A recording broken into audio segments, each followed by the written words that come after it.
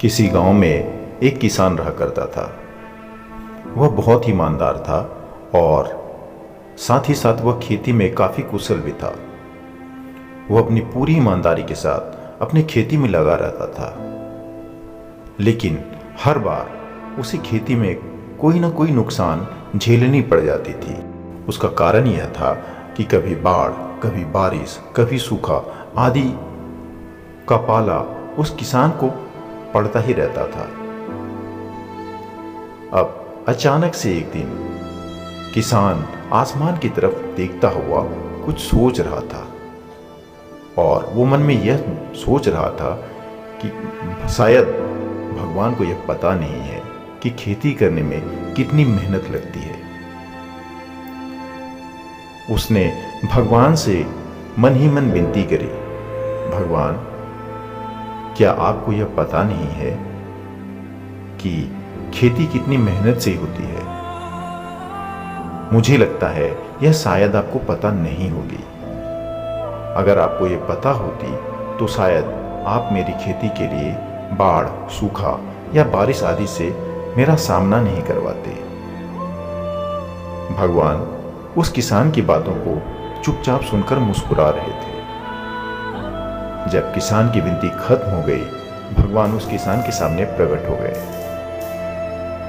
तब भगवान ने किसान से कहा, किसान, मैंने तुम्हारी मन की बात जान ली है। तुम्हें ऐसा लगता है कि बाढ़, बारिश या सूखा आवश्यक नहीं है, तो कोई बात नहीं, बताओ तुम क्या चाहते हो। चूंकि किसान ईमानदार था, उसने भगवान से कहा, भगवान, मुझे आप इतनी शक्ति दे दो कि मैं जब फसल तैयार हो तब मेरी उस शक्ति से मैं इसको नष्ट करने वाली दूसरी शक्तियों को आसानी से दूर कर सकूं, जैसे बाढ़, बारिश या सूखा आदि। तब भगवान ने उस किसान को वरदान देते हुए कहा, ठीक है, जाओ, आज से तुम खेती करो। जब कभी तुम्हें सूखा आएगा तब तुम चाहोगे कि बारिश हो जाए तो बारिश होगी। जब कभी बाढ़ आएगा तुम चाहोगे कि बाढ़ से तुम्हारी फसल नष्ट नहीं हो तो तुम्हारी फसल नष्ट नहीं होगी। इस प्रकार कहकर भगवान वहां से चले गए और अब किसान बहुत खुश हो गया। वह अपनी खेती को और भी मेहनत और ईमानदारी के साथ करने लगा। कुछ समय बीत गया, किसान की फसल बहुत अच्छे उगने लगी। अब लगभग कुछ महीनों बाद फसल की कटाई का समय आ गया। अब तो किसान और भी खुश था कि उसकी फसल को काटने का समय आ गया है। वह फसल की कटाई में लग गया।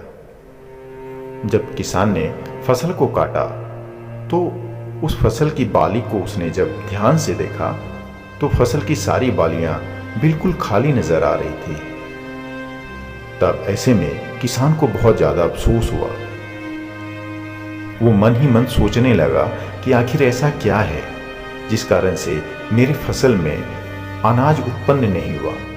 फसल की सारी बालियां खाली पड़ी हैं। तो वह भगवान से पुनः विनती करने लगा। तभी भगवान वहां प्रकट हुए और भगवान ने उस किसान से कहा, हे किसान, तुमने अपने पौधों को उनके कठिनाइयों से सामना नहीं करवाया। तुम्हारी खेती को अगर बाढ़, बारिश या धूप का या सुखाड़ का या इस तरह की किसी अन्य विपदाओं का सामना करना पड़ता तो आज तुम्हारा फसल कहीं ना कहीं काफी अच्छा होता। और यही कारण है कि तुम्हारी फसल बिल्कुल ही नहीं हुई। तुम्हारी फसल की बालियां खाली रह गई। उस दिन किसान को यह समझ आ गया कि अगर सफलता हासिल करनी हो तो उसके लिए उसे कठिनाइयों का सामना करना बहुत जरूरी होता है। और इसके बाद वह किसान पुनः खेती करने लगा और इन सारी समस्याओं के बावजूद वह अच्छी फसल उगाने लगा और उसने मन ही मन भगवान को बहुत बहुत धन्यवाद दिया।